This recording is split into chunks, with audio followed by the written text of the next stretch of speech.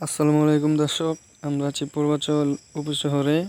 তো এখন যাব আমরা হেলিপ্যাড, আপনাদেরকে নিয়ে যাব, সাথেই থাকুন।